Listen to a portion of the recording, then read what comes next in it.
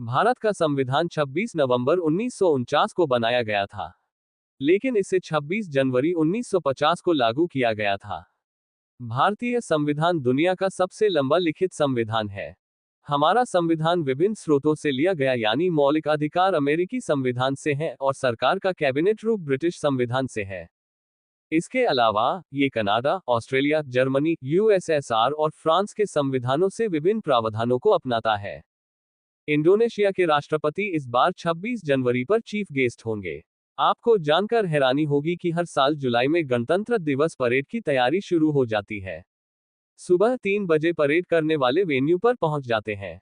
इसमें करीब 7 महीने तक ये लोग तैयारियां करते हैं। गणतंत्र दिवस के अवसर पर भारत सरकार द्वारा विभिन्न क्षेत्रों में उत्कृष्ट योगदान के लिए सम्मान दिए जाते हैं। इनमें पद्म विभूषण, पद्म भूषण और पद्म श्री शामिल हैं। जय हिंद।